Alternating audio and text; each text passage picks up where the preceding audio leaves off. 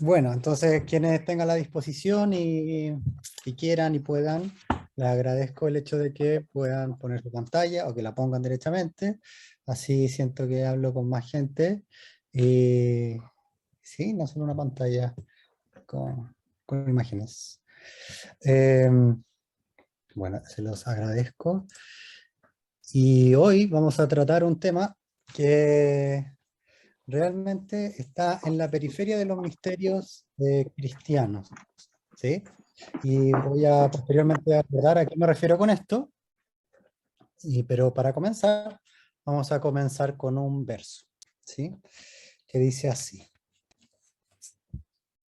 Sol, portador de corona radiante, el poderío físico de tu luz suscita la vida de las profundidades, inmensurablemente ricas de la tierra.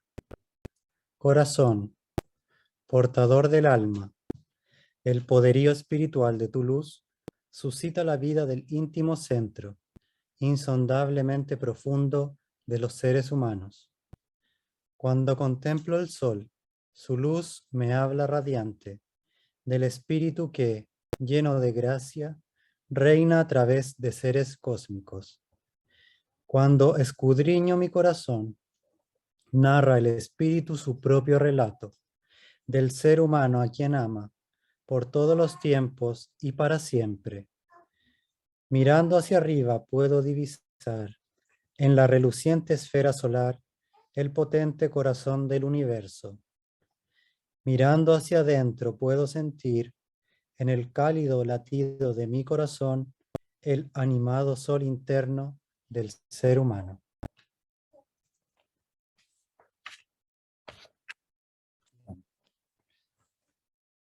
Bueno, muchas gracias. Mi nombre es Andrés Muñoz Cárdenas, soy psicólogo de orientación antroposófica, pedagogo curativo y en breve pedagogo de emergencia. Y hoy lo que vamos a abordar es una actividad abierta de la Escuela de Desaprendizaje Camino Florido, ¿sí? Se lo voy a escribir de hecho. Y esta actividad abierta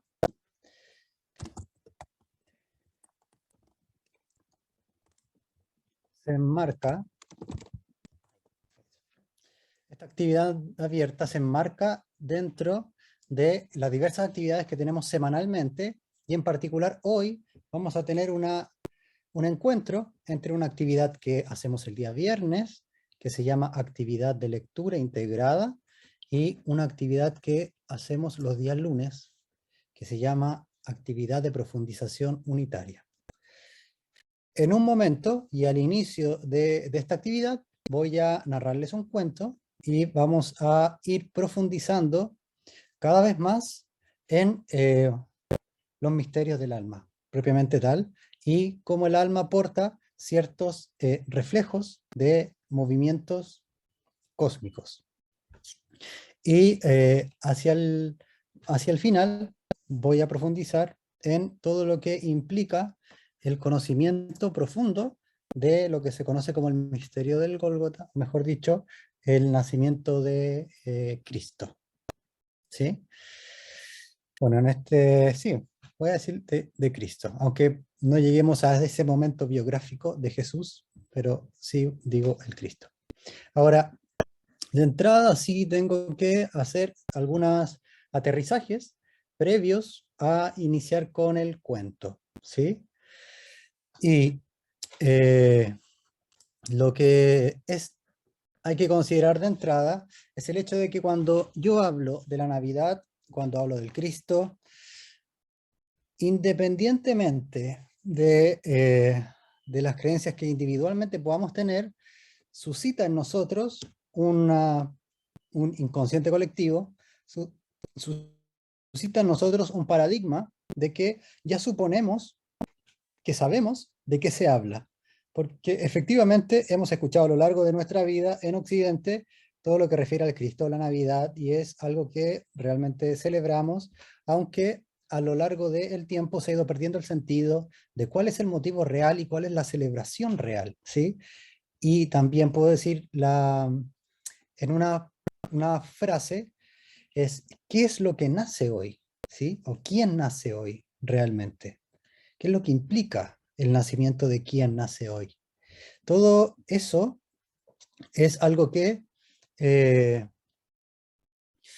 lo puedo decir quizá en una frase que la voy a parafrasear, no la voy a decir textual, de Nietzsche, que es, la iglesia se construye sobre la tumba de Cristo con el propósito de que éste no renazca, ¿sí?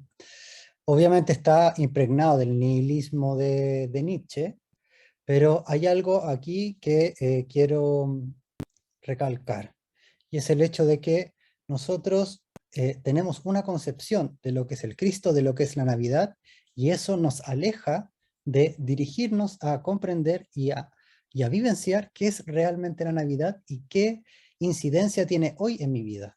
¿Sí? Nosotros pensamos es algo que hay que celebrar, en cierta medida es una tradición, y es agradable estar con la familia, en algunos de los casos, y es agradable el recibir regalos, y entonces es un entorno, podemos decir, mágico, y aún conserva eso, ¿sí? Pero también la Navidad nos trae un regalo, ¿sí? No es el hecho, lo que luego se cambió a los regalos materiales, en realidad la Navidad es un espacio, es una apertura en donde a los seres humanos se nos regala una oportunidad, ¿sí? Y eso es lo que quiero acercar hoy a través de esta actividad, y también quiero agradecerles el hecho de que se hayan entusiasmado en el día 24 en particular a recibir este regalo. Entonces, muchas gracias por esto y se los voy a hacer llegar de la manera más agradable posible, ¿sí? Y además también entendible y aplicable. Entonces, con esa advertencia de entrada, el hecho de que en realidad nosotros ya tenemos una concepción previa, les pido entonces que hagamos el esfuerzo consciente de no permitir que cuando hable, por ejemplo, de Jesús o de la Navidad o de lo bueno, venga ese paradigma antiguo a decir, ah, esto yo ya sé lo que es, ¿sí? Sino que hagamos el ejercicio de escucharlo. ¿Mm? Eso únicamente quiero decirles de entrada, ¿sí? Entonces les voy a pedir ahora que se pongan cómodas, cómodos, para que como adultos reciban un cuento, ¿sí? Quienes ya siguen las actividades de la Escuela de Aprendizaje hace tiempo, sabrán que hemos tenido varias actividades abiertas en donde relato cuentos, ¿sí? Y en una en particular vimos que los cuentos son una de las maneras, en particular que los cátaros, o los albigenses, los cátaros eh, hicieron para conservar la sabiduría que de otra manera se iba a perder, ¿sí? Es decir, la cruzada que inicia el Papa Inocencio III en contra de los cátaros en particular, lo que buscaba era el que ponerle un límite a esa sabiduría, ¿sí? A que ellos tenían una religión donde la máxima autoridad de la religión no estaba en una silla de oro y no tenía grandes riquezas, cosa que molestaba muchísimo a la iglesia en particular. Y así también muchas otras tradiciones que tenían los cátaros que molestaba al poder hegemónico de la iglesia en ese momento, ¿sí? Entonces los cátaros traen los cuentos de hadas como una de las vías a través de las que preservan la sabiduría de sus enseñanzas, que es el cristianismo original en realidad. Y eso para que llegara particularmente a los pastores. Y para que llegara a los reyes, tienen los cantos bárdicos, ¿sí? Que también hemos visto algunos cantos bárdicos, ¿sí? De los bretones en particular. Bueno, entonces, esta historia se la cuenta una abuela a su nieto, una abuela que era muy vieja para ir a la iglesia ese día, y un nieto que era demasiado joven. La abuela, como era de costumbre, le cuenta una historia al nieto que jugaba cerca de ella, y el nieto, que ya conocía las hazañas de su abuela, cuando ella empezaba a hablar, él levantaba la oreja y escuchaba lo tanto que ella le tenía que decir. Entonces, ella le dice, esta se trata de una breve leyenda del nacimiento de Jesús. y dice, era el día de Navidad, todos salieron a la iglesia. Y bueno, y ahí la abuela le cuenta el cuento al nieto. Érase una vez un hombre que salió en la noche a buscar fuego. Iba de casa en casa, llamando para encontrar el calor que estaba buscando. Y decía, gente, socorredme, tengo un niño recién nacido al que necesito calentar y no tengo fuego para esa labor. Necesito ese calor, tanto para el niño como para su madre. Pero era tan tarde que muy poca gente en realidad llegaba a la llamada y nadie pudo darle el fuego tan preciado que buscaba el hombre. El hombre caminaba y caminaba sin encontrar lo que buscaba, hasta que por fin divisó a lo lejos el resplandor de una fogata. Allí se encaminó apresurado el paso y vio que una hoguera brillaba, y mientras más se acercaba se le hacía claro el paisaje, y vio en la hoguera a un pastor que dormía y descansaba, y alrededor de esta ovejas que cubrían toda la fogata, impidiendo el paso. Pero cuando se acercó, vio como 3 perros se levantaron, que le mostraron los dientes y que le comenzaron a ladrar.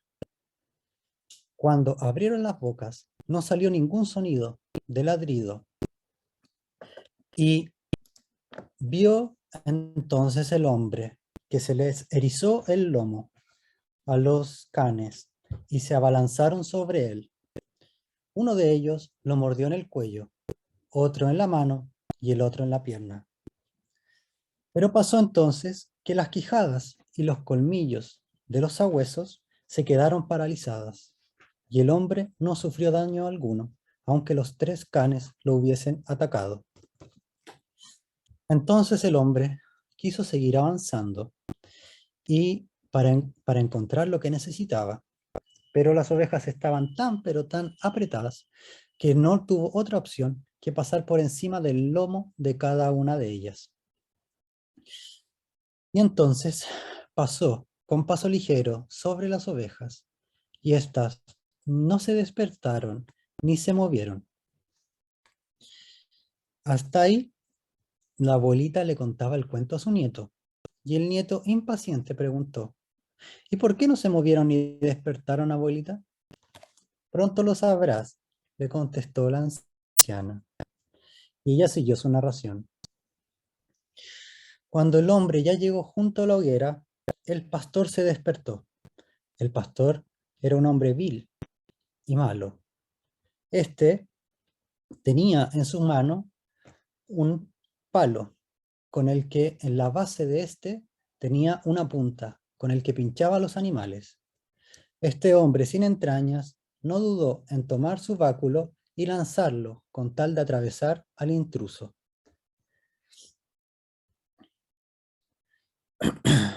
La vara silbó en el aire, pero un viento se acercó y la vara no dio ni animal ni al hombre para el cual estaba destinada. Y entonces el nieto impaciente nuevamente preguntó, abuelita, ¿por qué la vara del pastor no ha de herir al hombre? Pero la abuelita no se entretuvo en contestarle y prosiguió. Entonces el hombre se acercó al pastor y dijo, buen amigo, hazme el favor de prestarme fuego. Mi mujer acaba de dar a luz a un niño y necesito fuego para calentarlo a él y a ella. El pastor habría preferido negárselo si dependiese de su naturaleza, pero pensó en realidad que los perros lo habían atacado y no habían causado daño al forastero, que las ovejas no se habían asustado, aunque éste hubiera caminado por arriba de ellas. Y entonces, que además él lanzó la vara y no pudo herirlo. Entonces le dijo, toma lo que necesitas. Mas el fuego estaba casi consumido. Ya no quedaban troncos ni ramas de los que poder sacar el fuego tomándolo de manera segura. Entonces el pastor se regocijaba del hecho de que para sacar el fuego, tuviese que quemarse, y le repetía: toma todo el fuego que necesites. Mas el hombre se inclinó a la hoguera y tomó con las manos desnudas varias de las brasas, las cuales puso suavemente en su capa, y ni sus manos ni sus ropajes se quemaron. Y aquí el nieto interrumpe otra vez a la abuela y le dice: pero ¿cómo el hombre entonces toma las brasas como si fueran manzanas y no se quema, ni él ni sus ropas? Ya lo sabrás, le contestó la abuela pacientemente. Cuando el pastor, que era muy malo y despiadado, vio aquello que yacía frente a sus ojos, empezó a asombrarse. ¿Qué noche será esta en que los perros no muerden, las ovejas no se asustan, las lanzas no matan y el fuego no quema? Se decía a sí mismo, y llamando al forastero le preguntó: ¿qué noche es esta? ¿Cuál es la razón para que todas las cosas se muestren tan clementes? Y el hombre le contestó: no puedo decírtelo si tú mismo no lo ves. Luego se dispuso a emprender su camino para prontamente llegar con el fuego a donde era su destino. Llegó entonces a calentar a la madre y el hijo, sin darse cuenta que el pastor, en su sorpresa, decidió seguirlo. Vio entonces el pastor que este hombre estaba en una cueva muy fría, con piedras húmedas a su alrededor y muy oscura. La cueva entonces, hecha de rocas duras y frías, tenía en el centro a la mujer y al niño puesto en la tierra. Ahí el hombre, al ver al inocente niño que podría helarse en esa noche tan fría, se conmovió. Aún no teniendo entrañas y siendo muy vil, algo lo tocó. Del saco entonces que llevaba en el hombro, sacó una suave piel de cordero y se la entregó al forastero para que pusiese al niño sobre ella y no se congelase. Y en el mismo instante en que realizó ese gesto, él pudo ver lo que esa noche significaba. Ya que ahora se había ablandado el duro corazón y comenzó a sentir piedad, se les abrió los ojos. Vio lo que antes no podía ver y escuchó también lo que no podía oír. Vio entonces cómo en torno suyo se agrupaba un gran círculo de pequeños ángeles de alas de plata. Cada uno tenía una lira en la mano y todos cantaban con voz armoniosa y potente que aquella noche había nacido el Redentor de la humanidad, el que redimiría la potencia material de los seres humanos. Y entonces comprendió por qué aquella noche todas las cosas estaban tan contentas y no querían causar daño ni hacer ruido. Y no solo en torno suyo, sino que el pastor, cuando salió de la cueva, vio que en todas partes veía los ángeles. Los veía posados en las grutas, en las montañas y volando por la inmensidad de los cielos. Llegaban en legiones incontables y al pasar ante la gruta se detenían y contemplaban al niño. Toda la naturaleza se hallaba entregada al júbilo. Por todas partes resonaban los cánticos de los angelitos juguetones. Todo aquello lo veía y sentía el pastor en medio de las tinieblas y del silencio de la noche, aun cuando poco antes nada había podido percibir. Su corazón se llenó de tal alegría al ver que sus ojos se habían abierto por fin a la verdad, que cayó de rodillas y dio gracias a la luz. Cuando la abuelita llegó a este punto, se detuvo, miró a su nieto y le suspiró diciendo: y todo aquello que el pastor vio, lo podemos ver nosotros también, si nos hacemos merecedores de ello. Pues los ángeles bajan volando desde los cielos cada noche de Navidad. Y la abuelita colocó su diestra mano sobre la cabeza del niño y le dijo: acuérdate bien de lo que he contado, pues es tan cierto como que yo te veo a ti y tú me ves a mí. Para ello no se precisan lámparas ni luces, ni sol ni luna, sino ojos limpios para contemplar la magnificencia de lo divino.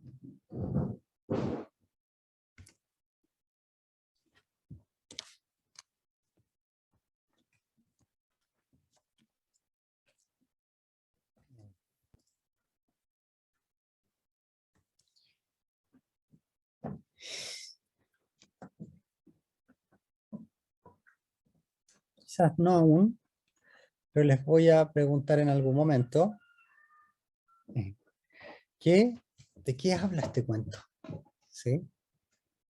¿Qué, ¿Cuál es realmente eh, su, su tema? ¿De qué nos está hablando este cuento? ¿Sí? No, esto no lo voy a tomar de inmediato, porque para llegar a eso, primero tenemos que comprender ciertos elementos que voy a abordar ahora en este intertanto entre el cuento y que lleguemos a, digamos, la sustancia propiamente tal de qué relación tiene todo esto que estamos abordando con el ser humano contemporáneo. ¿Sí? Les recuerdo que les solicité en el inicio que todo eso que nosotros suponemos saber, le pongamos un límite. Y aquí estemos con una actitud como la del nieto escuchando a su abuela, en donde está abierto a asombrarse y a no saber y encontrarse con lo desconocido. ¿Sí? Bien. Entonces, lo cierto es que la, la Navidad efectivamente ha ocupado un lugar importante en nuestras sociedades, pero que a lo largo del tiempo, tal como también se ha perdido ciertos instintos, como podríamos decir, no sé si instinto es la palabra correcta, pero se ha perdido como un conocimiento instintivo y cada vez se ha hecho necesario que tengamos que saber para hacer las cosas correctamente. Por ejemplo, antes estaban como los secretos de la abuela para la crianza de los niños y ciertas medicinas, todo ese tipo de cosas que venían de boca en boca como una sabiduría tradicional.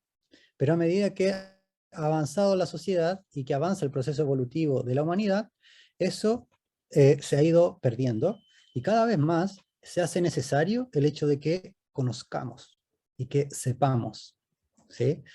Para poder hacer. Ya en cierta medida se ha ido perdiendo ese conocimiento instintivo. Y también en las fiestas se ha perdido el motivo por el cual se celebran. Aunque nosotros conscientemente entendemos el hecho de que la Navidad dice relación con la natividad o el nacimiento de Cristo en particular. Pero eso viene de una tradición específica, ¿sí? Ahora, desde el punto de vista antroposófico, realmente quien nace en Navidad no es el Cristo. El nacimiento del Cristo en la tierra o en un cuerpo terreno es en otro momento, ¿sí? Y esto Steiner lo aborda claramente cuando dice que si la potencia de Cristo, o mejor dicho, lo espiritual, se precipitara a lo físico, desintegraría lo físico. Ese es el motivo por el cual se ha hecho necesario para la evolución de la humanidad el que exista una corporalidad intermedia, la cual se nombra como el alma. ¿Sí? El alma es la que mengua las fuerzas espirituales para plasmarlas en lo físico. Y si no estuviese el alma, entonces lo espiritual haría desvanecer lo físico por su potencia. ¿Sí? Entonces, el nacimiento del Cristo no dista de esas leyes. ¿Sí? ¿Vamos bien hasta aquí? Les recuerdo que si tienen preguntas las vayan vertiendo en el chat, ¿sí? Yo las voy a ir viendo cuando las pongan, entonces voy a acordarme de en qué momento las pusieron, ¿sí? O para anudarlo a ese tema, ¿vale? Entonces, esto es lo primero que les quiero decir, y es el hecho de que el ser humano es en realidad un ser que es trimembrado, que tenemos cuerpo, alma y espíritu. En algún momento, en el concilio de Nicea, si me recuerdo, 380 y tantos después de Cristo, eh, se estipula que el ser humano, no era el de Nicea, que el ser humano en realidad está compuesto por cuerpo y alma, ¿sí? Y se quita la concepción del espíritu, pues se deja que eso es únicamente de lo divino. No obstante, para aquellos que no nos es suficiente el que, porque nos dijeron que era así, entonces es así, sino que aquellos que somos investigadores, no hace sentido el hecho de que sean solo dos estructuras, ¿m? Sino que está en todo el universo visible expuesto el que en realidad el ser humano está compuesto por tres estructuras, donde obviamente nadie duda de la corporalidad física, ¿sí? Estamos de acuerdo, sí, todos la vemos, estamos acá en una pantalla, aunque esto técnicamente no es físico, sino que es virtual, pero está, cuerpo físico, ¿sí? Ahora, a nivel del alma en particular, claro, tenemos una cierta concepción de lo que eso significa, el alma en el sentido del ánimo, ¿sí? Que es de donde viene esa etimología del aire, ¿sí? Por eso se sopla la vida, y el alma a lo que refiere es al hecho de que nosotros tenemos un ánimo, o sea, ustedes pueden ver una gesticulación en mi cara, ¿sí? Pueden darse cuenta cuando estoy más entusiasmado y cuando estoy menos entusiasmado. Eso es facultad del alma, tal como el viento cuando sopla más fuerte y sopla más despacio.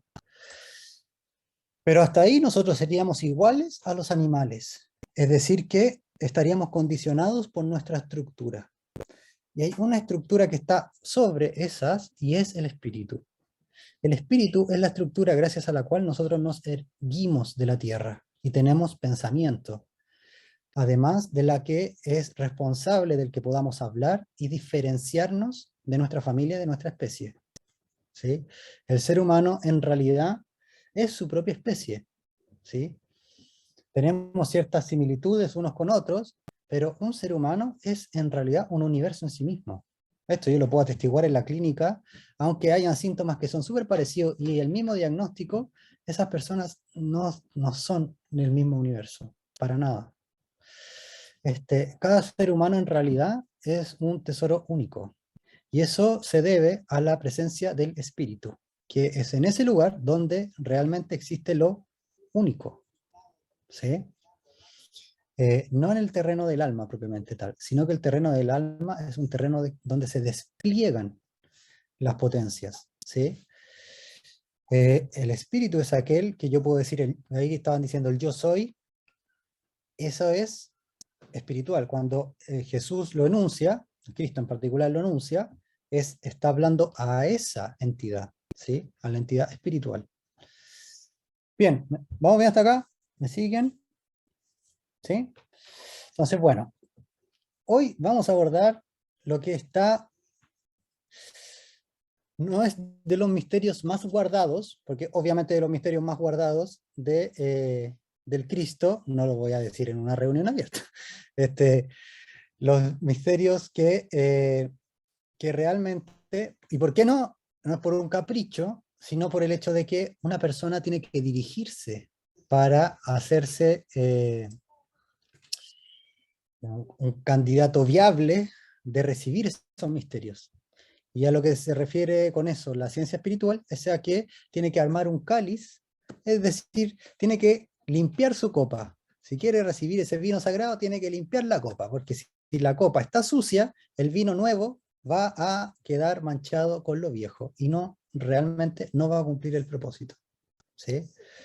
Por eso el dicho de el poner no poner el vino en odre viejo, ¿sí? Sino que el vino tiene que estar en copa nueva.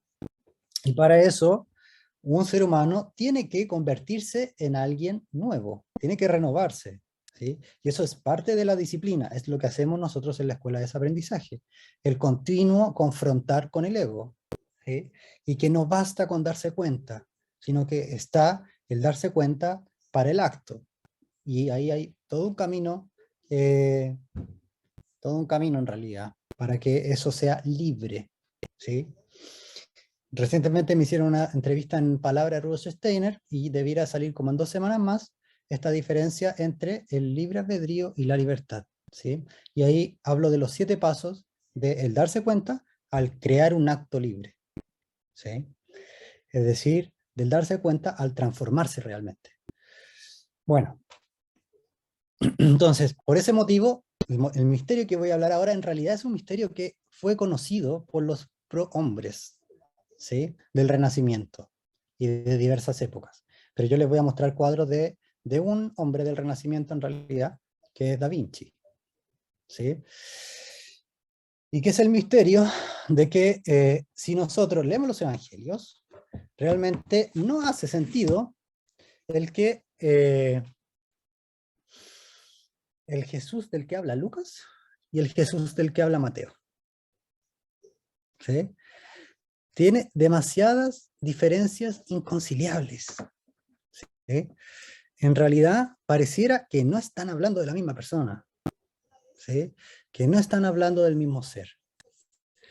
Y esto es lo que quiero que abordemos hoy.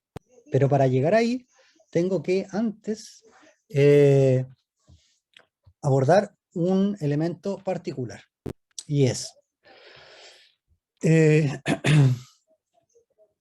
Ruth Steiner en su investigación lo que aborda es que realmente Abraham, que es el padre del pueblo hebreo, Abraham realmente era un ser humano que era además padre de la lógica.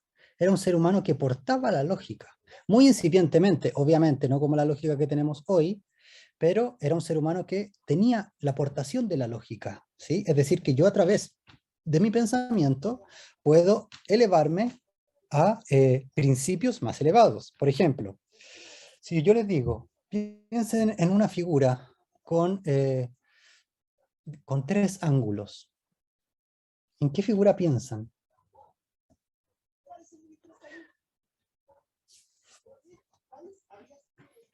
¿Qué figura tiene 3 ángulos y que tenga 3 lados? Obviamente, si ya tiene 3 ángulos. ¿En qué figura piensan? Un triángulo. Sí, de hecho, ahí es un nombre. ¿Sí? Un triángulo. Entonces, claro, todos nosotros, con nuestro pensamiento, podemos acceder por lógica a un triángulo. ¿Sí? Pero no todos pensamos en el mismo triángulo. ¿Mm? Y esta es una facultad que tenemos los seres humanos. Nosotros, a través de cuestiones materiales, nos podemos acercar a principios superiores, ¿sí? Y no podemos perder de vista esa facultad que tenemos los seres humanos. ¿Mm? Entonces yo le digo, tú que tienes un triángulo, y cada uno se imagina, algunos se imaginará un equilátero, un isósceles, ¿sí? Etcétera, etcétera. No me acuerdo el otro nombre. Escalena parece. Y y eso en realidad es una facultad que tenemos los seres humanos, ¿sí? Entonces Abraham tenía la facultad de la lógica. Antes, y lo que plantea la antroposofía es que la humanidad estaba más bien dirigida por una eh, clarividencia atávica. Es decir, que, por ejemplo, en el mundo protohindú, de donde viene el yoga en realidad, para este tiempo, tiene que ser renovado, en el sentido en que en los tiempos en que fue fundado, eh, tenía un sentido para la humanidad que era ese tiempo, que no es la misma humanidad que es hoy, ¿sí? Que era una humanidad que realmente aún tenía una percepción de los dioses del mundo divino, y ahí se entiende sus escritos de que continuamente apuntan al anhelo de volver al mundo espiritual, y el martirio o el perjuicio que les es estar en la tierra, o que les era estar en la tierra. ¿Sí? Y todo apunta hacia eso, ¿sí? Y ahí se entiende que realmente a nivel de la conciencia ha evolucionado, ¿sí? Y esa evolución de la conciencia se encuentra actualmente en el momento que la conocemos, que es, nosotros no tenemos idea de que existe el mundo espiritual para nada, no tenemos percepciones de los dioses, con suerte tenemos intuiciones, medio sueño, algunos sueños, qué sé yo, pero realmente nosotros estamos pegados a la materialidad. Nosotros pensamos en las cosas que vemos y nuestras ciencias están fundadas en lo que vemos y podemos medir y que podemos pesar y que tiene un asidero físico. ¿Sí? Entonces, algo pasó de ese momento a este momento. ¿Sí? La conciencia ha ido evolucionando, ¿sí? Y nuestros cuerpos se han ido haciendo más densos, más duros. ¿Vale? Entonces, bueno. Steiner, cuando le hace clase a los profesores de pedagogía Waldorf, dice que a los niños a veces hay que decirles cosas que quizás en ese momento no estén listos para entender lo que van a escuchar, pero no hay que tenerles miedo a decirles ese tipo de cosas, ¿sí? Y acá, obviamente ustedes no son niños, pero voy a hablar cosas que probablemente de entrada no las logren recepcionar, ¿sí? Pero a medida que vayan avanzando en cada uno en su camino individual, van a abrirle paso a esa semilla que en algún momento recibieron gracias a estar en esta reunión, ¿sí? Con esta actividad. Bueno, si tienen la amabilidad de conservarla en realidad, también una semilla la pueden tirar lejos. Ojalá que no. Bueno, entonces, nosotros todos conocemos qué pasa con Abraham y Isaac, ¿cierto? Jehová le dice, Abraham, en poner a prueba tu fe, por favor, sacrifica a vuestro hijo, ¿sí? Eh, y lo que y lo que ocurre entonces es que si nosotros comprendemos que Abraham era aquel que poseía la lógica, lo que ocurre ahí es que Abraham sí llega a entregarle a su hijo a Jehová, ¿sí? Solo que no le entrega la vida de Isaac, sino que lo que hace es entregar la facultad del pensamiento lógico a Isaac, ¿sí? Y ahora, ¿cuál es lo simbólico que ocurre ahí? Es el hecho de que obviamente sabemos que Abraham no sacrifica a Isaac, ¿sí? Vuelven a su casa, esa probablemente haya sido una conversación muy incómoda entre un padre y un hijo, como, ¿qué es lo que estabas haciendo ahí en la roca? ¿Qué es lo que iba a pasar? No obstante, vuelve ambos y sí hay una entrega de Abraham que le entrega su fruto, le entrega su hijo a Jehová. Es decir, que le entrega su pensamiento lógico a lo divino. ¿Mm?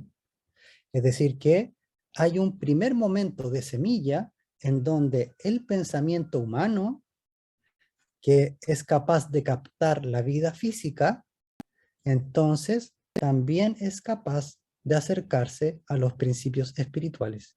¿Sí? ¿Siguen hasta acá? Entiendo que no es fácil. ¿Puedo comprender que entiendo que no es fácil? Yo la primera vez que escuchaba esto que ustedes están escuchando hoy, no entendía nada. Y años después me cayó la teja. ¿Sí? Eh, bueno,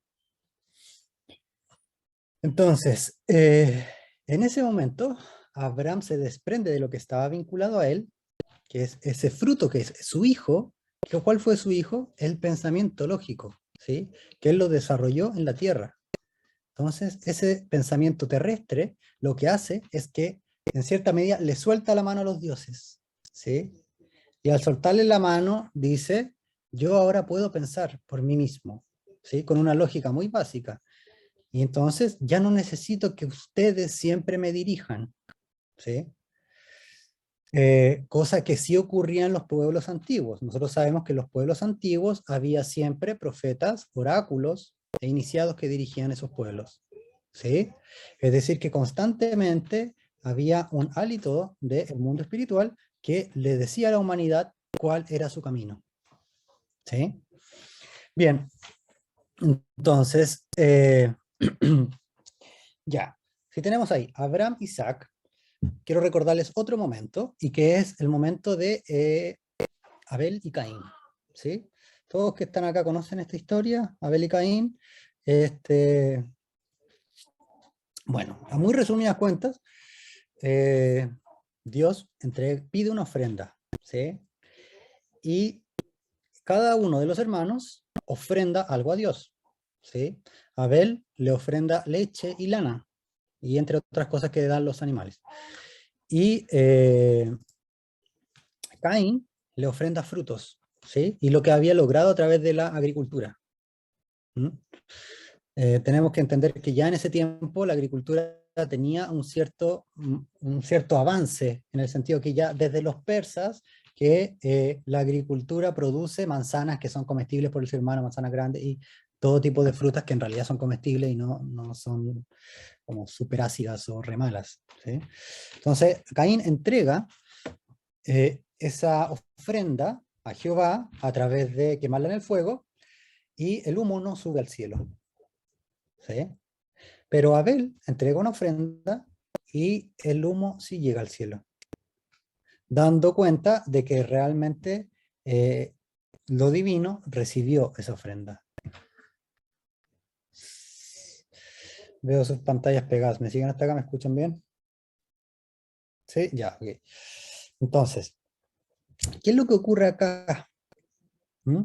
¿Por qué en ese momento lo divino recibe lo que viene de Abel, pero no recibe lo que viene de Caín? ¿Sí? Uno podría pensar, ¿pero qué le pasa? ¿Por qué no recibe ambas? Porque posterior a eso, Caín mata a Abel, ¿sí? O sea, se hubiera ahorrado la vida de Abel, ¿por qué no recibió la de ambos? ¿Sí? No le costaba nada. Ahí. Pero lo cierto es que recibe la de Abel porque la de Abel es afín a la divinidad. ¿A qué me refiero con esto? Abel lo que hace es administrar, en cierta medida, administrar lo que la divinidad le entregó al ser humano, ¿sí? ¿Qué le entregó? Los animales. Le entregó todo ese campo para administrarlo, ¿sí? Entonces lo que hace Abel es que le entrega a la divinidad lo mismo que la divinidad produjo en la tierra. ¿Se comprende esto?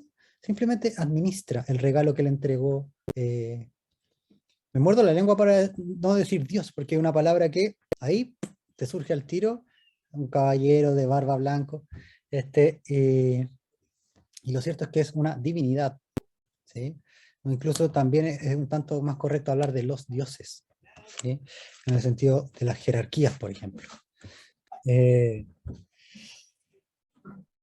bueno, entonces, recibe eh, la lana, la leche, que es un elemento de la divinidad en la tierra, pero no recibe lo que el ser humano produce en la tierra, ¿sí?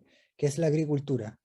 Caín es el ser humano que abre la tierra y, en cierta medida, siembra ahí, ¿sí? Es el que penetra en la tierra y hace que de la tierra crezca algo de la tierra que él, como ser humano, intenciona. Y eso es lo que la divinidad no recibe, ¿sí? ¿Se comprende esto? Entonces, hasta esos tiempos, es decir, precristianos, previos a Cristo, todavía lo que venía en la conciencia de la humanidad era el hecho de que en lo divino no se recibía lo que venía desde el mundo terrenal. Me preguntan, ¿y por qué? Es muy, este, eh, ojalá llegue a eso, ¿sí? ¿Vale? Un tanto avanzado, pero voy a hacer todo voy a ocupar todos mis recursos para llegar ahí. Bien, entonces, hasta aquí me siguen. ¿Estamos bien? Bueno, entonces, porque lo que les tengo que decir no es algo que hayamos en realidad escuchado muchas veces si uno no es parte, digamos, de la ciencia espiritual o de algún camino iniciático, ¿sí? Es decir, que esto ahora se puede hablar abiertamente. En tiempos antiguos no se podía hablar esto abiertamente, ¿sí? Sino solo para aquellos que eran discípulos, ¿sí? No se podía hablar a la gente que no entraba en algún discipulado, ¿sí? Bueno, por eso protohombres solamente lo sabían, como era Da Vinci, por ejemplo, o Rafael, ¿sí? Hombres que sí estaban en un camino iniciático, ¿sí? Que sí eran discípulos. Bien, entonces, bueno, lo que les anticipaba es el hecho de que no coincide lo que dice el Evangelio de Mateo respecto de Jesús ni con lo que dice el Evangelio de Lucas. ¿Sí? Lo que dice el Evangelio de Mateo en particular es que el niño nace en una casa real, ¿sí? En la casa real de Judá. ¿Mm? Pero lo que dice Lucas es que nace en un pesebre de pastores. Entonces, ¿dónde nació el niño? ¿Sí? Ahora, tenemos que abrirnos a la posibilidad de que quizás no están hablando del mismo niño. ¿Sí?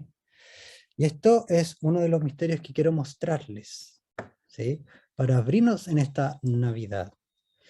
Y es el hecho de que, a ver si me dan un segundo, si ustedes ven acá, este cuadro que es conocido, La Virgen de la Roca, que de Leonardo da Vinci, ¿lo pueden ver bien ahí? ¿Sí? En este cuadro nosotros vemos a María y vemos a dos niños. ¿Sí? Eh, Realmente esto en las estructuras, perdón, en las pinturas renacentistas es algo que es muy repetido, que aparecen constantemente dos niños. ¿Sí? Y entonces, lo que vemos acá es que efectivamente ahí está María y hay dos hijos, ¿sí? Pero hay dos Marías también, ¿sí? Hay dos mujeres. ¿Sí? Bueno, de este cuadro se pidió que se hiciera una réplica. Este original está en el Louvre, pero se pidió que se hiciera una réplica y se hizo esta. Y lo que nosotros vemos acá es que se hizo un cambio entre este niño, ven a la izquierda, ven el niño a la izquierda, ¿sí? Que tiene las manos como en plegaria. Véanlo ahora en la otra. Ahora tiene un báculo, ¿sí? Ahora les pido que por favor vean a la María de más de la derecha, que tiene una tela roja atrás, como si fuese una mochila, ¿sí? Este no tiene una luz muy buena, pero si se acercan, van a ver que ahora esa María tiene alas, ¿sí? Bueno, la pintura original de un protohombre es esta, ¿sí? Esta es una réplica. Y lo que busca hacer la réplica es el ese, que es Niño Jesús. En realidad, el de la izquierda, ahora que tiene un báculo, es bien sabido que cuando tiene un báculo, no es Jesús, sino que es Juan Bautista. ¿Sí? Entonces, en cierta medida, encubre una verdad, que es la verdad de que realmente hubieron dos Jesuses, no uno. ¿Me siguen hasta acá? Entiendo que si esto no lo habían visto alguna vez, no lo habían escuchado ninguna vez, no es tan fácil de asimilar. ¿Sí? Bien, entonces, tenemos el hecho de que al Jesús de Mateo, que está en la casa real de Judá, a él lo vienen a visitar tres reyes magos, ¿sí? Porque tenemos la plena conciencia, bueno, ambos nacen en Belén, ¿sí? Pero cierto es que el de Lucas realmente nace en Nazaret, ¿sí? En ese tiempo técnicamente Nazaret no estaba constituido, sino que se constituye unos 200 años posterior a Cristo, ¿sí? No obstante, nace en ese territorio, ¿sí? Bien, eh, ahora, ambos dos vienen de una familia que está constituida por una María y un José. Ese era un nombre en realidad que era bastante común, como hoy día, qué sé yo, Benjamín o Juan, que son nombres bastante comunes, ¿sí? Hoy en día. Y, o Andrés como segundo nombre, ¿no? O Alejandra segundo nombre también. ¿Sí? Hay nombres que son comunes, y estos, pero son distintas, el José y la María. ¿Sí? Nosotros sabemos que realmente el pueblo judío no tenía un rey hace mucho tiempo, sino que bajo el yugo romano, Roma les impuso un rey, ¿sí? Y el rey que les impuso fue Herodes, ¿sí? Era un rey ilegítimo, en realidad. Entonces, el Jesús, que nace en la casa real de Judea, es decir, el Jesús de Mateo, este, eh, este es el que es visitado por los tres reyes magos, ¿sí? Ahora, ¿qué ocurre? Que los reyes siguen la estrella, y para celebrar al nuevo rey. Ahora, esta estrella los conduce a Belén, pero los reyes van a preguntarles a Herodes, ¿sí? Si sabe del nacimiento del nuevo rey. Herodes, que era un rey ilegítimo, obviamente no quería que se le viera entorpecido su poder por el rey legítimo del pueblo.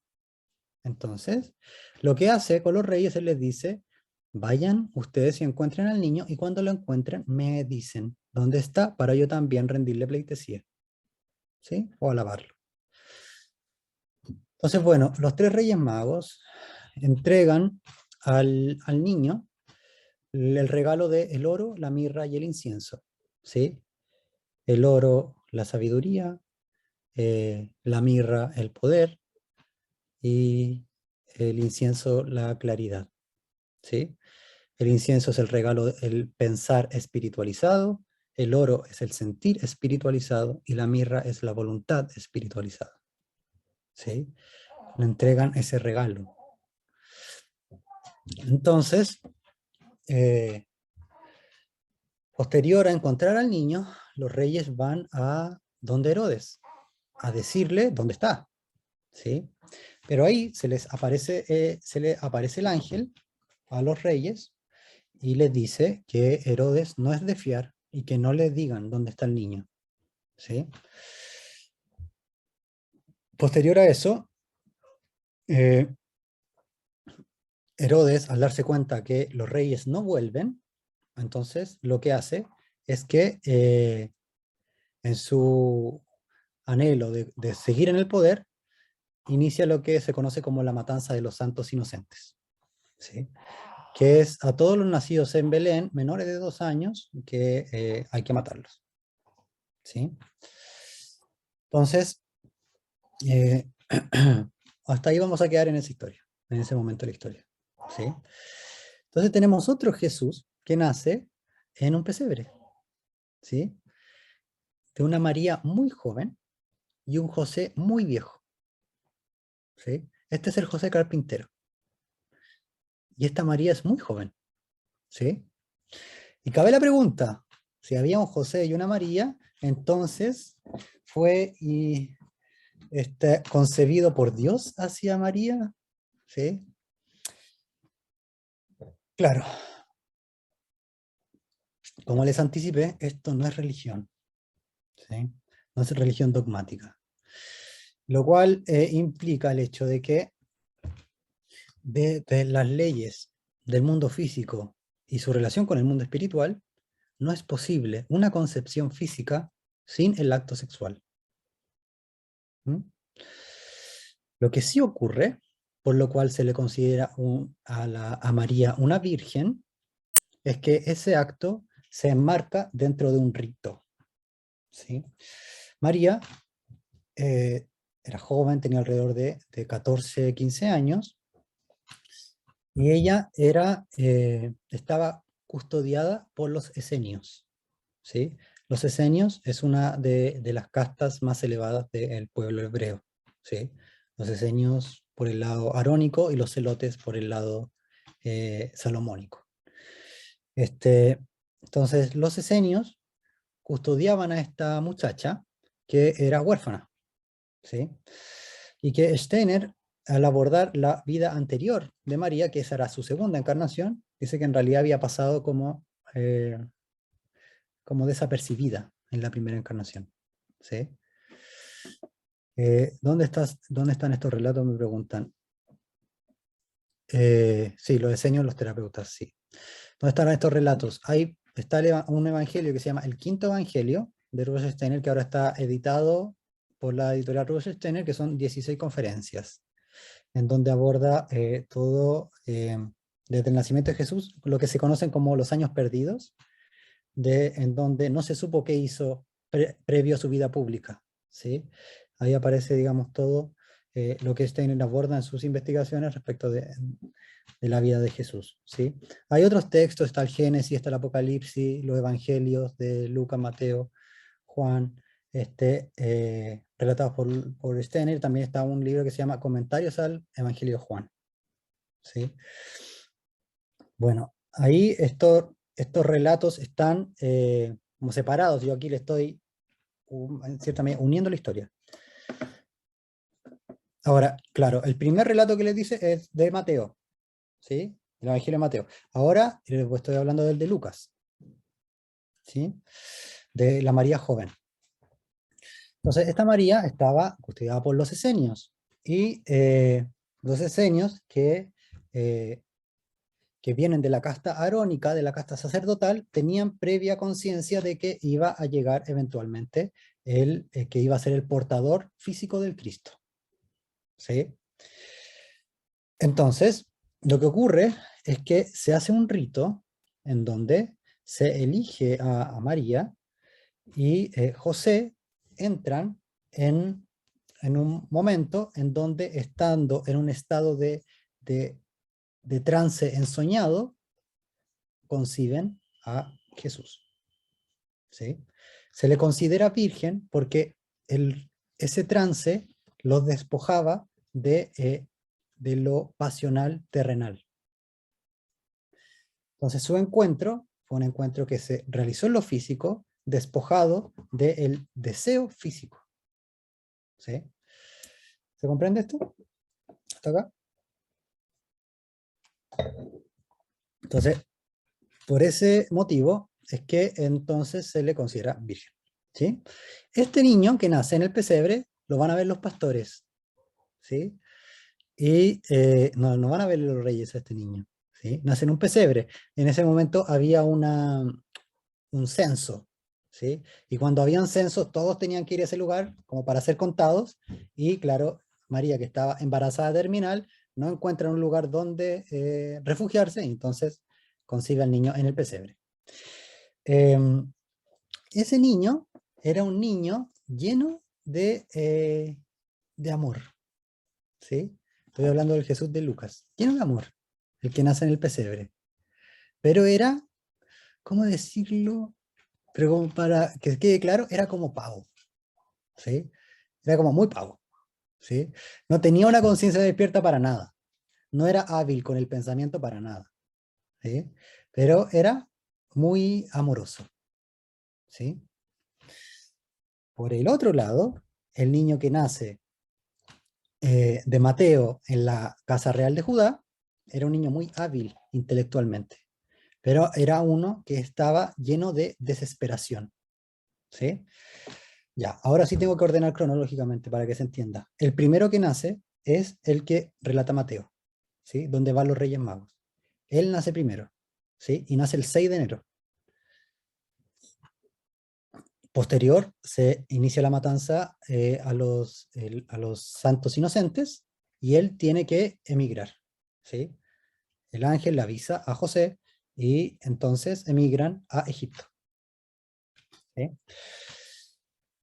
Entonces tuvo vivencias muy diferentes a las que tuvo el otro Jesús. ¿Por qué Lucas no habla de ninguna matanza? Si era algo tan importante. Claro, los dos son descendientes de David, sea por José o por María, ¿sí? En particular la María joven, que tenía tanto la sangre davídica como arónica. Por eso era tan importante. Entonces, lo que ocurre ahí es que el Jesús de Lucas, ahí en Lucas no aparece la matanza, para nada, ¿sí? Eh, entonces, ese Jesús no se vio expuesto porque además nace 11 meses después. Ese nace el 25 de diciembre. ¿sí? 11 meses después de, del Jesús que nace en la casa de Judá, ¿vale? Ahora, ya les voy a dar nombres. El que nace en la casa de Judá se llama Jesús Salomónico, está en el nombre como Jesús Salomónico, y el que nace en la casa de, el que nace en el pesebre, Jesús Natánico, ¿sí? De Natán, de la casta sacerdotal, y Jesús Salomónico, de la casta de Salomón, de los reyes, ¿sí? Entonces, bueno, lo que tenemos acá realmente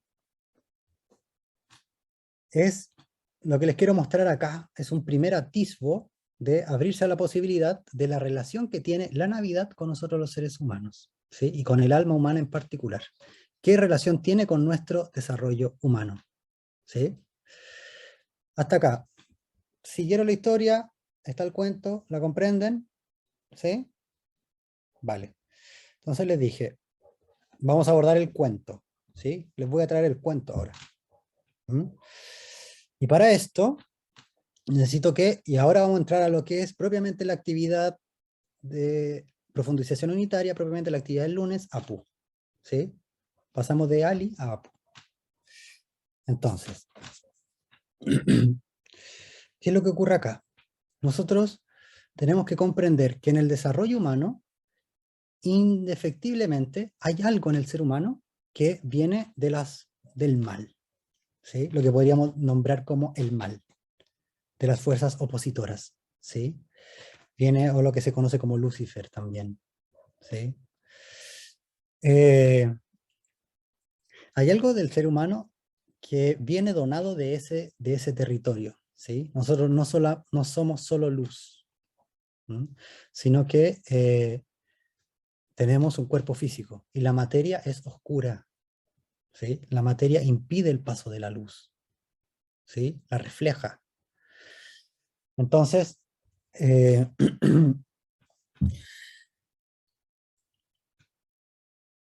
claro, efectivamente. Nietzsche decía esto: yo no soy un hombre, soy un campo de batalla, ¿sí? Y esto tiene algo de cierto, en el sentido en que nuestra alma en realidad es el campo de batalla entre la luz y la sombra, ¿sí? Y la Navidad es un tiempo en donde se activa esto, ¿sí? Porque como lo vemos en el nacimiento del Jesús salomónico, de inmediato se activan las fuerzas oscuras con tal de eliminar su influencia en la tierra, ¿sí? Aunque fuese bueno para la humanidad, hay fuerzas que no quieren que eso se materialice, ¿sí? Entonces, insisto que la Navidad es una festividad en donde también se presenta al alma esto, ¿sí? Bueno, ahora, todos conocen el momento de cuando Adán y Eva comen el fruto, ¿cierto? Este sí que es súper conocido. Adán y Eva comen el fruto, ¿sí? Entonces Dios le dice, fueron buenos, ahora se van para afuera porque no pueden seguir acá, ¿sí? Es como lo que todos conocemos. Ya, ahí ocurre algo, ¿sí? Y es el hecho de que se tienta a Eva, quien tienta a Eva en particular es Lucifer, y representado con la serpiente. Lucifer no es Satanás, ¿sí? Lucifer es el diablo. Satanás es otra fuerza que se conoce como Ahriman. ¿Mm? No existe una sola fuerza opositora, existen varias. Eh, este, entonces, que tienen distintas cualidades, además. Entonces, Lucifer tienta a Eva, pero Steiner dice, esto está en el Génesis de la editorial antroposófica, dice, con lo que tienta a la humanidad en particular, que está representada en Eva, con lo que la tienta es con el que el ser humano hasta ese tiempo contemplaba únicamente la creación, ¿sí? Observaba la creación, pero con lo que tienta Lucifer a la humanidad es con la posibilidad de que el ser humano no solo sea observador, sino que además sea creador, ¿sí? Le dice, tú también puedes ser partícipe de la creación. ¿Mm? Y para eso, entonces, se tiene que separar el ser humano del mundo divino. ¿Mm? ¿Y qué es lo que ocurre ahí? Es que comienza la materialización del ser humano, ¿sí? Es decir, que nos comenzamos a separar del mundo espiritual y empezamos a desarrollar un pensamiento terrenal, ¿sí? Que es el pensamiento que hoy día tenemos. La caída del paraíso ha tomado alrededor de 2000 años por lo menos, ¿sí? No es como, patada de inmediato, no es así. Lo que ha tomado alrededor de 2000 años, que lo vemos en la literatura de la humanidad, cómo va descendiendo de la importancia de los dioses, ahora la importancia de lo que yo puedo ver, lo que puedo medir, lo que existe para mis sentidos físicos, ¿sí? Eso ha sido la caída del paraíso. Nos hemos ido alejando de la concepción de que existe un mundo espiritual, ¿sí? Al punto de que ahora, en cierta medida, no es la mayoría de la humanidad quien tiene esta concepción. Adelante, Marisol. Bueno, bien. Entonces, ¿qué ocurre? El ser humano es expulsado por comer el fruto del conocimiento del bien y del mal, y esa expulsión lo que trae es el hecho de que nosotros los seres humanos recibimos en nosotros la egoidad. ¿Qué es recibir la egoidad? El hecho de que yo me hago receptor de sensaciones, ¿sí? La egoidad es el órgano que tienen que desarrollar todos los bebés y todo ser humano cuando llega a la Tierra y llega a un cuerpo físico, tiene que lidiar con las fuerzas de la egoidad. La egoidad es el requisito para convertirnos en seres individuales. Si no existiera la fuerza de la egoidad, no podríamos ser libres. Todavía seríamos un miembro del mundo divino. Sería todo muy lindo, todo muy luminoso, pero no tendríamos libertad. No tendríamos ni el libre albedrío ni la libertad. ¿Sí? Entonces, ¿qué es la egoidad? La egoidad es cuando, por ejemplo, a un niño se le toca el cuerpo y comienza a diferenciar ese cuerpo del cuerpo del otro. Y tiene sensaciones que son propias de su corporalidad. ¿Sí? Todo lo que refiere a la egoidad es lo que viene de la corriente de la tierra. ¿Sí? La tierra es la que tiene materia, es la que tiene sustancias físicas. Y gracias a sustancias físicas hay entonces límites entre uno y otro. ¿Sí? Uno bien lo sabe. Aquí en la tierra, si yo me caigo, me duele porque no puedo atravesar la tierra. ¿Sí? Choco ahí, límite con límite, dolor. Entonces, eh, eh, sí, por ahí leía alma individualizada. Y claro, como lo plantea Pitágoras, si bien recuerdo, Pitágoras Aristóteles, el que realmente el alma humana se comienza a individualizar cuando por fin tiene experiencias, ¿sí? Entonces, el que yo tenga experiencia me diferencia de otro, porque por ejemplo todos pueden estar aquí en esta actividad, pero cada uno la vive de manera distinta, para cada uno es una experiencia diferente. Eso es la egoidad, ¿sí? Entonces nosotros necesitamos de esas fuerzas. Esa fuerza, la fuerza egoica, es la que viene de la línea de Abraham, ¿sí? Que se la entrega a Isaac y que llega hasta el Jesús salomónico. Mateo dice, el origen, digamos, rastreando la sangre de Jesús, viene de Abraham. Y Lucas dice, rastreando la sangre de Jesús, llega hasta Adán. Entonces, hay un Jesús que tiene una cualidad que es más egoica, más del pensamiento, que es muy inteligente, pero también es muy nervioso, ¿sí? Como que está hiperalerta constantemente, está muy despierto. Y el otro Jesús, el natánico, viene de la línea de Adán, está totalmente dormido y es puro amor y cariño, pero del mundo no entiende nada, es súper pavo, ¿sí? Entonces, veamos ahora el cuento, ¿sí? ¿Me comprenden hasta acá? ¿Vamos bien? Entiendo que lo que les digo se lo estoy transmitiendo en imágenes, porque de esa manera decanta, ¿sí? Eh, ya, entonces lo voy a hacer súper rápido, para también dar espacio a las preguntas. Eh, en el cuento vemos que el hombre está buscando fuego, ¿cierto? Y que en ese día, para encontrar el fuego, lo trata de morder una bestia, pisa una oveja y le tratan de tirar una lanza con tal de atravesarlo, ¿sí? Pero nada de eso lo daña. ¿Mm? Entonces, podemos decir que de lo que está hablando el cuento no es de la naturaleza física, ¿sí? Porque la naturaleza física, si un perro te muerde el cuello, te deja una herida en el cuello, si es que no te mata, ¿sí? Si te tiran una lanza, también. Entonces, de lo que está hablando es que ese hombre realmente no se está refiriendo a un yo físico, sino que se está refiriendo a una entidad que, vamos a decir, es una entidad espiritual, ¿sí? Que lo que busca es fuego, ¿vale? Entonces, tenemos además que en ese día se impregnado de silencio, lo que causaba daño no causa daño. Y lo que de lo terrenal te puede causar daño, a ese nivel no causa daño. ¿Sí?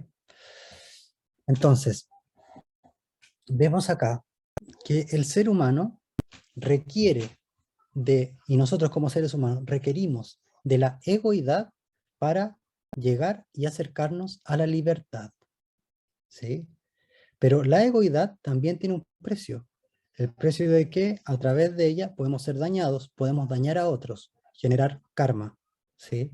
Y por tanto, atarnos a la tierra, entorpecer nuestro camino y el de otros, ¿sí? Y por el otro lado está el hecho de que el ser humano trae un conocimiento, o mejor dicho, una herramienta, que es la herramienta del pensamiento en particular, con la que se puede vincular a principios que son superiores.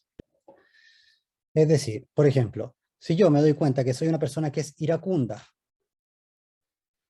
si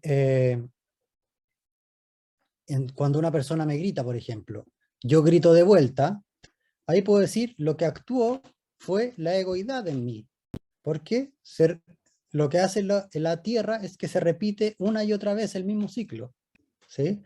Nosotros lo vemos en la Tierra, se repite una y otra vez el mismo ciclo, ¿sí?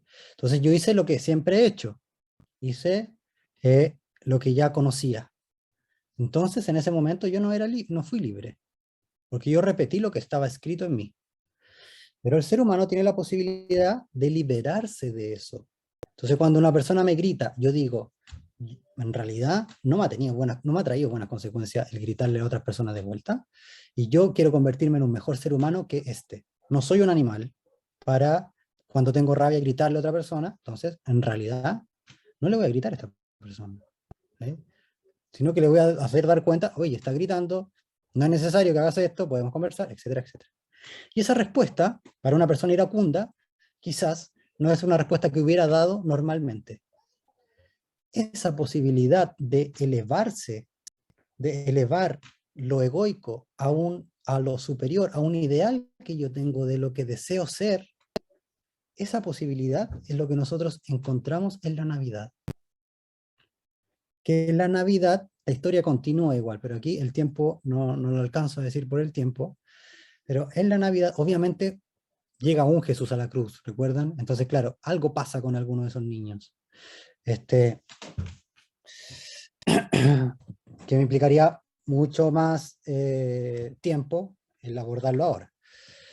Entonces, lo que ocurre es que lo que nosotros vemos, o vivenciamos, mejor dicho, en la Navidad, es que al ser humano se le dona la posibilidad de superar lo egoico y acercarse al ideal del ser humano, ¿sí? Esto Nietzsche lo dice, el ser humano está en un abismo entre ser un animal y el superhombre. Steiner dice, el ser humano está en la continua disyuntiva entre convertirse en un animal, que es la naturaleza egoica, o convertirse en un ser angelical, que es lo que tenemos que lograr, ¿sí? Y para eso es imprescindible el ponerle un límite a la sensorialidad. Ojalá esto lo haya hecho muy entendible para ustedes. Lo traté de hacer lo más simple de algo que es infinitamente complejo, lo sinteticé muchísimo, y ahora voy a abordar las preguntas, ¿sí? Eh, ya, a ver, ya, eso ya lo respondí. A ver si, bueno, me preguntaron dos cómo. Ya, entonces esta es la primera pregunta. Si nos alejamos de la espiritualidad, ¿no sería más bien que la conciencia involucionó? Lo que ocurre es que la conciencia requiere de un piso en el que sostenerse, ¿sí? No, eso lo sabemos bien, es decir, que la conciencia requiere de que esté constituido un ser. Yo no puedo tener conciencia si no tengo cuerpo, ¿sí? Eh, no necesariamente tiene que ser físico en todo caso. Ahora, eh, el que nos alejemos de la conciencia espiritual, de acuerdo a lo que aborda Steiner y diversas disciplinas espirituales, es algo que estaba predestinado a que ocurriera. Ahora, ¿cuál fue el problema? Es que cuando Lucifer mete la cola en la tentación, se hizo ese proceso que fuera más rápido de lo que estaba presupuestado, ¿sí? No debería haber ocurrido tan rápido. Y las sensaciones físicas para nosotros no deberían haber sido tan tentadoras, ¿sí? Al punto tal de que olvidemos que existe todo lo demás, ¿sí? O al punto tal de que vidas sean solo satisfacciones físicas, ¿sí? O puro placer físico, que ese sea el fin último de muchas encarnaciones, ¿sí? Eso quizás no estaba presupuestado, es parte de la tentación, ¿sí?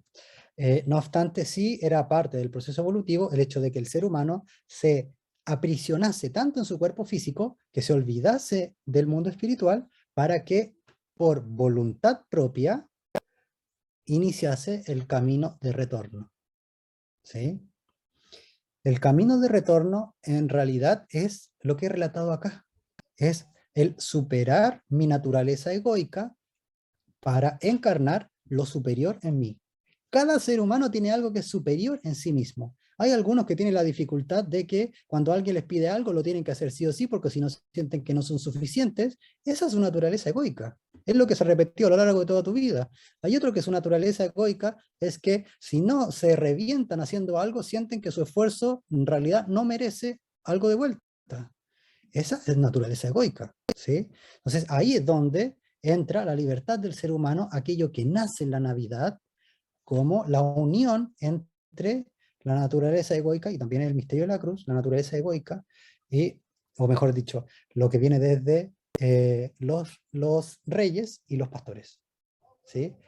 Ahí nace un ser humano que vincula las dos corrientes que hasta ese momento estaban separadas.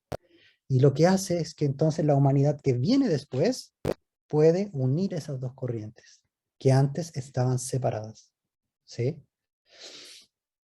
Entonces, claro, no es una involución. Ahora, ¿qué sí es una involución? El hecho de que con nuestra conciencia que vinculada a la naturaleza egoica, entonces nos quedemos atrapados para satisfacer continuamente la naturaleza egoica, ¿sí? Que en mi familia, yo tenía que hacer lo que me decían los demás y no molestarlo, así yo era un hijo querido. Entonces eso es naturaleza egoica, y si yo sigo haciendo eso de adulto, efectivamente no estoy ejerciendo mi libertad, estoy simplemente repitiendo lo que ya estaba previamente anotado en mí, ¿sí? Entonces ahí sí es involución, porque ahí yo lo que hago es repetir, repetir, repetir, repetir, repetir, y no transformar, ¿sí? Vale, entonces estamos acá. Ya dije de dónde estaban esos relatos, ese año terapeuta sí, el segundo relato de Mateo. María tiene una conciencia despierta, sí, pero no en ese momento de la concepción. Los dos decían de David, también la respondí. ¿Qué formación tuvo Jesús en Egipto? Tuvo varias formaciones en realidad, ¿sí? Eso en todo caso excede a tanto lo que hoy día podríamos abordar, entonces los invito a que lean un libro, El Quinto Evangelio, ¿sí? De Steiner, de la editorial Rudolf Steiner. Ahí aparecen todas las formaciones que tuvo en realidad, ¿sí? Pero bueno, donde llegaba en realidad era como un estudiante genial. ¿Las dos representan a la maldad o son solo oposición? Efectivamente, lo que se considera la maldad es lo que va en dirección opuesta al proceso evolutivo. ¿Sí? La maldad, desde este punto de vista, es lo retrógrado. ¿Mm? Eh, Ahí pusieron un correo para recibir la grabación. Eh, Espiritualizar la materia y o materializar el espíritu. Ambas, sí, efectivamente. No, no dista el que una mejor que la otra. El ser humano de hoy, si realmente respetamos el impulso del Cristo, en todo caso el Cristo, insisto, no está aún en ese periodo cuando, del que le relaté, sino que el Cristo encarna paulatinamente desde el bautizo en el Jordán y demora 3 años, ¿sí? En encarnar hasta la naturaleza física. Entonces, muchas gracias por agradecer. Entonces, ¿cuál fue el Jesús que tuvo influencia y fue crucificado? ¿El despierto o el dormido? Es que lo que acontece en un momento, ya bueno, voy a adelantar una parte de la historia, lo que acontece es que el Jesús que había ido a Egipto, que estaba escapando de la matanza, bueno, crece, y entonces posteriormente, cuando quieren volver a Belén, el ángel les dice que si bien Herodes ha muerto, está el hijo de Herodes en el trono y que no es seguro ir para allá, entonces van a Nazaret. Ahí se encuentra con el otro Jesús, ¿sí? Se conocen, y Steiner dice, en ese momento se conoció el amor del universo con la desesperación del universo, ¿sí? Se conocieron los dos. Entonces uno era muy, muy nerviosito y el otro era totalmente entregado. Pero cuando ese, que era puro amor, ve lo despierto que es el otro, comienza a desarrollar esa parte. Ahora, ¿qué ocurre? A quien se encuentra en, bueno, que también fue un censo, a quien se encuentra en el templo haciéndole cátedra a los ancianos del Sanedrín, es al Jesús dormido, o sea, al Jesús natánico, ¿sí? A los 12 años más o menos, 12, 13 años, él es el que estaba haciendo clases. Y el otro Jesús, tiempito después, muere, ¿sí? Y todas las virtudes de ese Jesús pasan al otro. Aquí me implica hablar de en realidad quién preparaba ese otro cuerpo, pero no alcanza aquí. ¿Quién era la individualidad que prepara ese otro cuerpo? Lo que sí puedo decir es que quien anuncia la llegada de Jesús es Buda, ¿sí? Esto Steiner lo dice súper claro. Buda es el que durante mucho tiempo, hasta el siglo XVI en realidad, es el que prepara muy activamente a la humanidad para el cristianismo, para la llegada del Cristo en realidad. Y que es Buda en su esfera espiritual el que anuncia la llegada de Cristo, ¿sí? Entonces, claro, hay varias entidades que están involucradas en este momento, pero ahora excede que yo lo hable, aquí, ¿vale? Entonces, claro, y el que fue crucificado es el natánico, ¿sí? El natánico es el que nació en el pesebre, ese es el que posteriormente es crucificado. Eh, entonces, claro, en ese momento ya no era el egoico, eh, porque había muerto además. El cuento está en un libro que se llama La llama sagrada, de la editorial Idún. ¿Sí? La llama sagrada y otros cuentos, y la editorial Idún. ¿Ya? Aquí hay cuentos preciosos en realidad. Si pueden comprar este libro y tenerlo para siempre en su vida y decírselo a todos los niños que puedan, háganlo. Sí, la rueda de Samsara. Es buena herramienta el uso del eneagrama como gestión de autoindagación y superar lo egoico hasta el anhelo de milloidad o evolución anímica. Claro, el eneagrama, igual en todo caso donde venga, si viene desde Gurdjieff o desde Naranjo, no sé qué eneagrama estará usando, pero claro, da cuenta y te ayuda en cierta medida como a mapear en qué lugar está asentada la egoidad en ti en particular, ¿sí? Pero insisto que el darse cuenta es solo un paso. ¿Mm? ya el bloquear, el transformar eso implica toda una lógica que es la que nosotros trabajamos los días lunes en APU.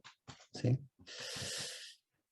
Bueno, entonces claro, te sirve como para mapearlo, pero ya el in situ, porque el camino espiritual es 24 horas por segundo. Entonces, no es como cuando me siento y está, no. En realidad es el tener la conciencia de mis pensamientos, mi palabra, mis actos, lo que pasa por mi sentir. Todo eso es parte del camino espiritual. ¿Sí? Bueno, yo pensaba hablar esto hoy día, pero claro, no me dio el tiempo. Pero que realmente todo lo que refiere al pensar, al hablar y al hacer tiene una influencia directa con la tercera jerarquía del mundo espiritual en particular. Entonces, el tejer del destino del ser humano es algo que realizamos 24 horas por segundo. ¿Sí? ¿Qué libro recomendé para este tema en particular? Le recomendé El Quinto Evangelio. No son libros fáciles igual. Quizá un libro más fácil como para poder acercarse a estos misterios, los enigmas del alma. Mm, bueno, la teosofía. ¿Cómo murió el primer Cristo? Era una enfermedad, pero también refiere a la vinculación que había entre sus corporalidades. Porque quien lo abandona a él para pasar al otro Cristo y que tenga o al otro Jesús, perdón, y tenga todo este despertar y que pueda hacer clase en el Sanedrín, implica el que el otro también comienza a desfallecer. Hay reuniones abiertas por lo menos una vez al mes, idealmente, excepto el mes de noviembre que no hice una vez al mes, pero cuando no hago en un mes, el mes siguiente hago dos. ¿Sí? Eso sí, para que estés atenta, usualmente los pongo siempre en las mismas páginas de Facebook, o si te interesa participar en las actividades, me puedes escribir a mí en particular. Y la tercera jerarquía son los ángeles, los arcángeles y los arcáis en particular. A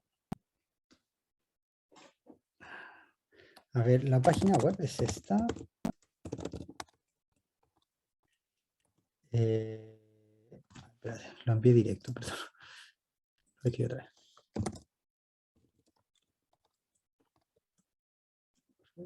O me pueden escribir a mí. Me pueden escribir a mí directamente y creo que eso es más sencillo. Sí, ahí me escriben y yo les doy los detalles de cada una de las actividades. Bien, entonces, todas esas preguntas me las pueden escribir directamente y yo con gusto lo más rápido que pueda les respondo. Bien, si no hay alguna otra pregunta, entonces voy a hacer el verso de cierre y desearles que tengan una muy linda Navidad y que esto que hoy día han escuchado permitan que decanten, es decir, que aunque no lo entiendan del todo, no se permitan olvidarlo, ¿sí?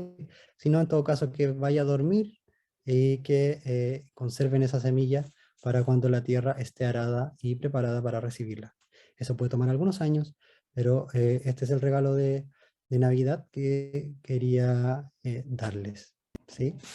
Dice entonces, Sol, portador de corona radiante, el poderío físico de tu luz suscita la vida de las profundidades, inmensurablemente ricas de la tierra. Corazón, portador del alma, el poderío espiritual de tu luz suscita la vida del íntimo centro, insondablemente profundo de los hombres o de los seres humanos. Cuando contemplo el sol, su luz me habla radiante del espíritu que, lleno de gracia, reina a través de seres cósmicos. Cuando escudriño mi corazón, narra el espíritu su propio relato del ser humano a quien ama, por todos los tiempos y para siempre. Mirando hacia arriba puedo divisar en la reluciente esfera solar el potente corazón del universo. Mirando hacia adentro puedo sentir en el cálido latido de mi corazón el animado sol interno del ser humano. Muchas gracias a ustedes y gracias por recibirlo y estar acá un día 24. Que estén bien.